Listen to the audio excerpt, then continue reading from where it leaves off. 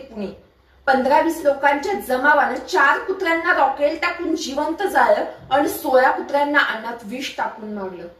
अहो, कुत्र्यांचं सोडाच, त्या आधीच्या महिन्यात नांदेडमध्ये पाठीवर पाय घेऊन आलेल्या सख्या भावानेच रस्त्यात बहिणीच्या पोटात चाकू खुपसून खून केला. तो बा गर्दी जमा झाली, पण एकाही माणसाचे हात त्या मातीफिरू भावाला थांबवू शकले नाही. अहो, थांबवणार कसे? ते तर घडलेल्या घटनेचं मोबाईलमध्ये प्रक्षेपण करण्यात मग्न होते. घटना क्रमांक 3. रस्त्याच्या बाजूच्या झाडीत 2 जणांवर खुनी हल्ला झाला. मित्राचा जीव गेला. मुलगी जीवाच्या आकंताने अर्धमेल्या रक्तभंबाळ अवस्थेत गुडघ्याने सरकत मदतीची याचना करत होती.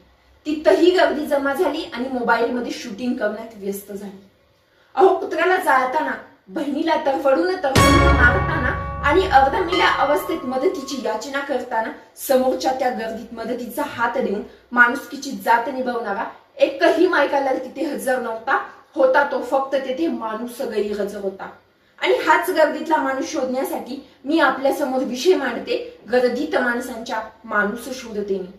कोणत्या तरी महान कवीने असं म्हटलंय, बंदूक रक्षकांची बनवेल भक्ष आम्हा, झोपेल भयमुक्त अशी एकही रात नाही, माझाच देश आता माझ्यात राहत नाही, गर्दीत माणसांच्या माणूस जात नाही.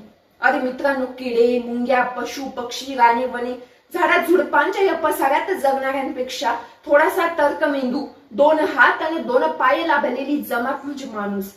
ज्याच्या हृदयात श्रद्धायुक्त प्रेमाची अखंड झरे वाहतात तो माणूस.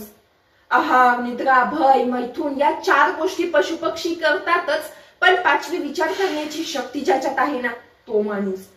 अगदी जीवशास्त्राच्याच भाषेत सांगायचं झालं तर ज्याचा अंगठा या 4 बोटांपासून वेगळा आणि खरं तर ज्याच्या जीवावर हा कर्तृत्वाचा डोला उभा राहिला, अशी या निसर्गाची सर्वोत्तम निर्मिती म्हणजे माणूस.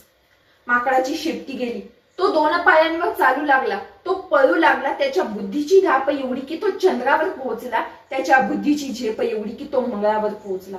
त्याने समुद्र काबीज केला, त्याने नद्या अडवल्या, त्याने जंगल ताब्यात घेतली आणि इथंच खरा घोळ झाला. जशी जशी त्याने जंगल ताब्यात घेतली तशी तशी त्याच्या मनातली हिरवाई नष्ट झाली. त्याने पाखरांचे संसार उद्ध्वस्त केले, त्याने नद्या अडवल्या पण मनातले प्रेमाचे झरे अटवले. त्याने विशाल समुद्रावर राज्य केलं पण मनात एक संकुचित डबकं तयार झालं. अगदी त्याने ग्रहांना प्रदक्षिणा घातल्या पण त्याच्या सफेदनांनाच ग्रहण लागलं.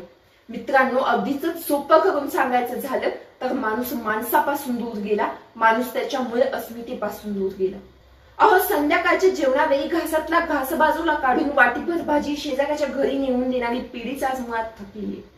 आज रोज सकाळचा शिळा मसाले भात कचरा कुंडीत टाकताना या भुकेल्या लेकराला याची गरज असेल असं जेव्हा आम्हाला वाटत नाही ना, तेथे आमच्यातलाच माणूस हरवलाय.